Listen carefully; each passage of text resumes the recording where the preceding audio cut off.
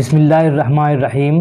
میں محمد غالب نشتر RK+2 high school چندوا 11ویں جماعت میں داستان اور طنز و مزاح کے بعد اگلا لیسن ہے مختصر افسانہ، اور افسانے کے حوالے سے ایک افسانہ سلیبس میں شامل اس بار کیا گیا ہے، اور وہ افسانہ ہے گوری ہو گوری، جس کے لکھنے والے ہیں سید رفیق حسین۔ رفیق حسین کا شمار اردو کے ابتدائی افسانہ نگاروں میں ہوتا ہے۔ انہیں تقریباً ایک طرح سے امی افسانہ نگار کہا گیا ہے، یعنی ان کی تعلیم نہ کے برابر تھی، لیکن اردو میں انہوں نے کئی اہم افسانے لکھے ہیں، جس میں آئینہ حیرت، گوری ہو گوری وغیرہ قابل ذکر ہیں۔ رفیق حسین 1894 میں لکھنؤ میں پیدا ہوئے اور ہلکی پھلکی تعلیم وہیں حاصل کی۔ 1946 میں ان کا انتقال ہوا۔ انہوں نے بہت کم افسانے لکھے، جن کا پہلا مجموعہ آئینہ حیرت کے نام سے 1944 میں شائع ہوا۔ اس کے علاوہ یہی مجموعہ پاکستان سے گوری ہو گوری کے نام سے اور شعر کیا سوچتا ہوگا کے نام سے شائع ہو چکا ہے، لہٰذا اس میں کنفیوز ہونے کی ضرورت نہیں ہے۔ بنیادی مجموعہ ہے آئینہ حیرت۔ آئینہ حیرت وہ افسانہ ہے، وہ مجموعہ ہے جس میں ان کے اصلی جوہر دکھتے ہیں۔ اس کے بعد سنگ میل پبلیکیشن نے مجموعہ سید رفیق حسین کے نام سے ایک کلیات چھاپا ہے، جس میں اور بھی ان کی تحریریں شامل کی گئی ہیں۔ تو سب سے پہلے ہم دیکھتے ہیں کہ افسانہ کیا چیز ہے۔ افسانہ بولتے ہیں، افسانہ اردو افسانوی نثر کی، فکشن نثر کی ایسی صنف ہے جس میں کسی بات کو مدلل انداز میں اس طرح جھوٹ کے انداز میں بولا جاتا ہے کہ قاری سچ سمجھنے لگے، جبکہ ایسا ہوتا نہیں ہے۔ اس کے بہت سے اجزائے ترکیبی ہیں۔ یہ داستان اور ناول کے بعد کی صنف ہے۔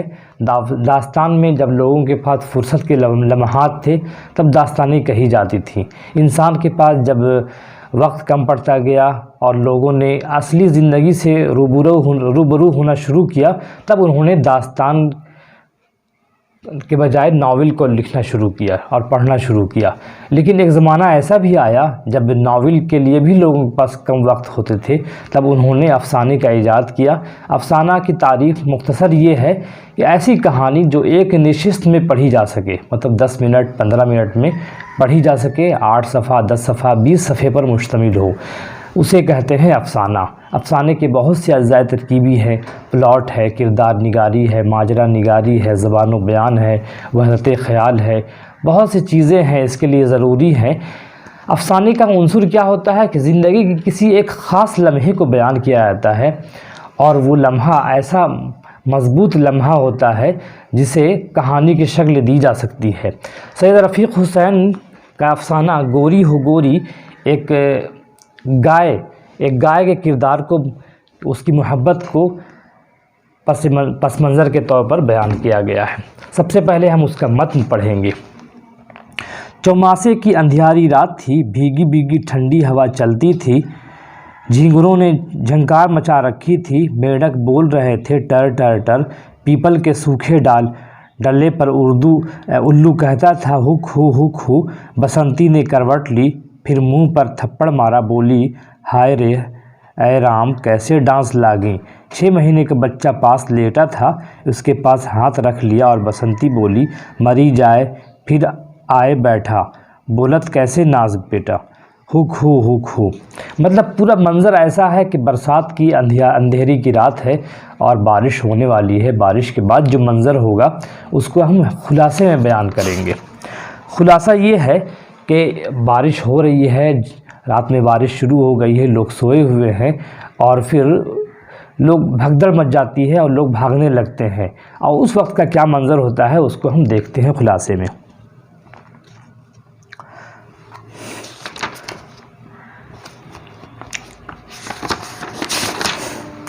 چوماسے کی اندھیاری رات، ٹھنڈی ہوائیں، جھینگر کی درکرخت آوازیں، میڈکوں کی ٹر ٹر اور الو کی ہک ہو فضا میں گونج رہی تھی۔ بسنتی اپنی 8 سالہ بیٹی رمکلیا کے ساتھ لیٹی ہوئی تھی۔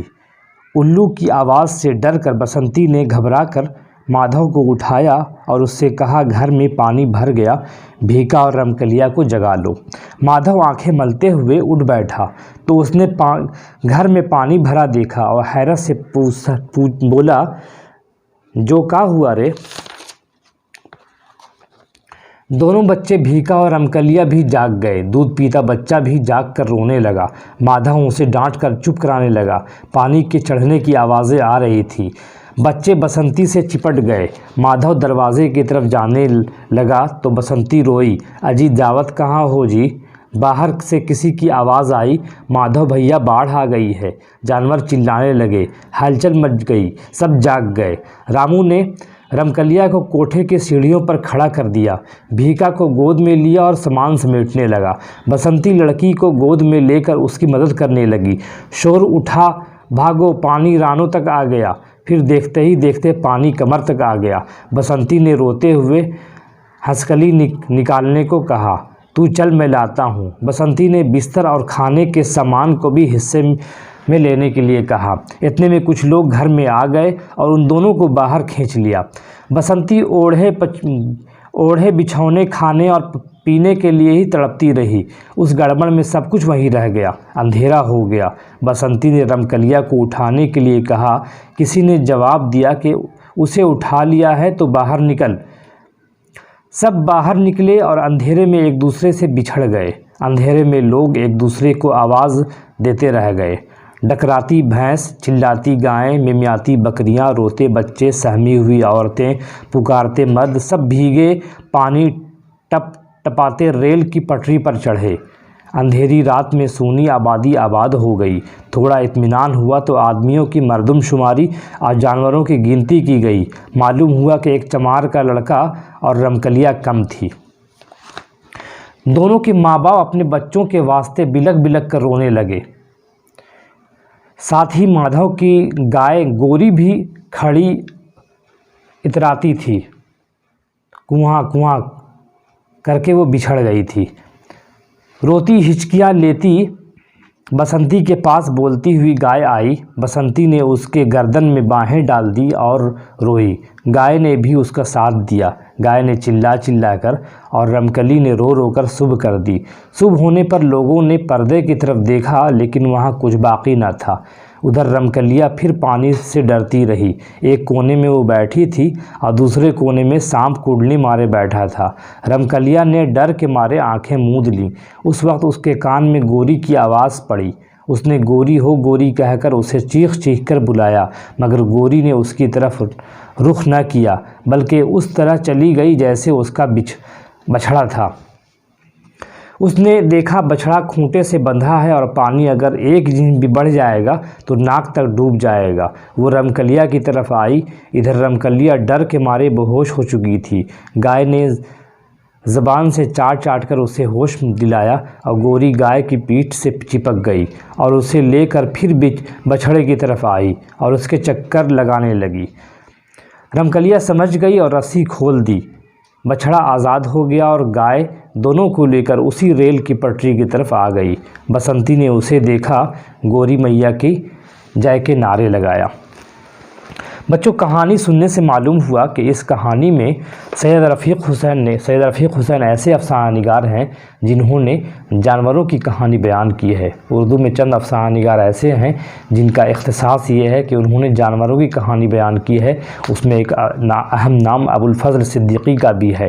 تو رفیق حسین نے اس کہانی میں ایک گائے کی جواں مردی اور اظہار قربانی کی طرف اشارہ کیا ہے، کیسے اس نے انسان کی جان بچائی اور خود اپنے بچے کی جان بچائی۔